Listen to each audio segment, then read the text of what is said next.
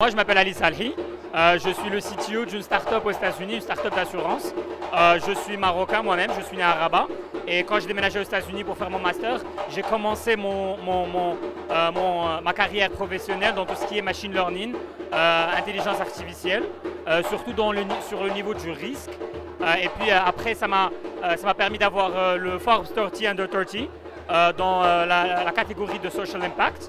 Et je suis aussi un fellow de Google pour tout ce qui est cloud computing et multi-cloud. Produit 100% marocain, j'ai fait mon collège, mon lycée au Maroc, à Rabat, au lycée Al-Menbar et collège Al-Menbar. Et puis je suis parti à Al-Akhawen pour faire computer science.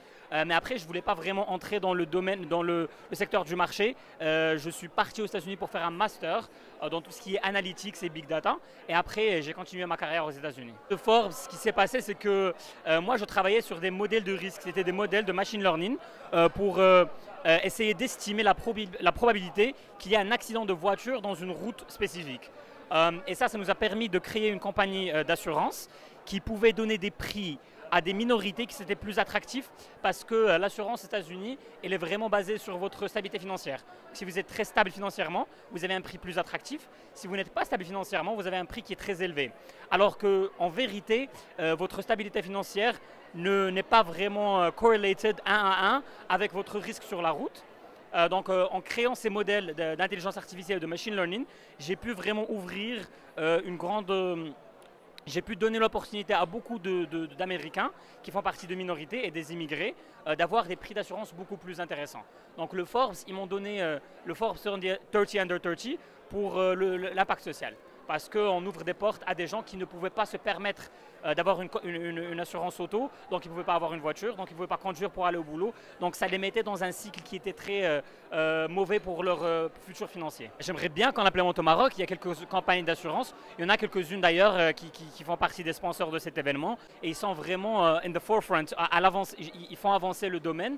J'aimerais bien qu'ils puissent essayer d'intégrer cette technologie de telematics et de recherche sur le risque sur les routes et non pas sur la personne. Quand on vit à l'étranger, quand on essaie de construire sa vie à l'étranger, on doit vraiment se concentrer sur là où on est. Mais on n'oublie pas le Maroc. Je pense qu'il y a beaucoup de pays dans le monde où quand les gens les quittent pour aller autre part, il y a un détachement culturel. Mais nous les Marocains, on est très fiers de notre pays. Et c'est pour ça qu'il y a toujours ce petit côté dans le cœur qui nous rapproche au Maroc. Moi, j'ai toute ma famille qui est ici. J'ai la plupart de mes amis qui sont ici. Je suis tout seul aux États-Unis. Donc, quand j'ai l'opportunité de revenir, je reviens. Et à chaque fois que je suis au Maroc, j'essaie de trouver des opportunités pour investir, pour travailler avec des Marocains, pour éduquer dans les domaines où je suis professionnel.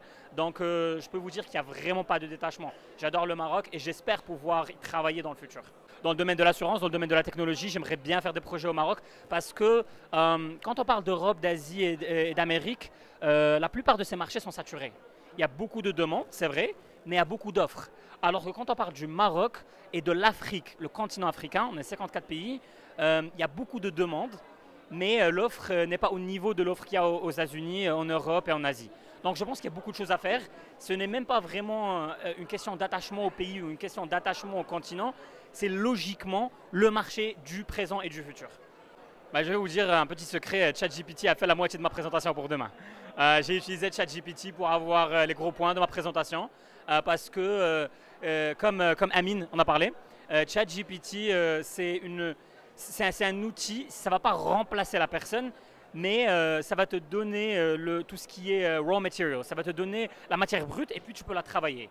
Donc je pense que ChatGPT, il y a d'autres compagnies comme Jasper AI, il y en a plusieurs qui font des language models, image models, pour tout ce qui est imagerie, vidéo, qui vont non pas remplacer les ressources humaines, mais ils vont les supercharger.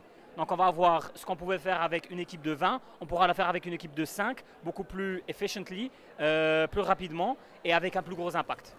Donc c'est là pour rester, je pense. Moi, je pense que ça ne va pas juste révolutionner le contenu. Là, c'est une des utilisations. Il faut vraiment comprendre qu'il faut détacher ChatGPT du contenu. ChatGPT en tant qu'outil est très intéressant. Le contenu, c'est une des applications de ChatGPT.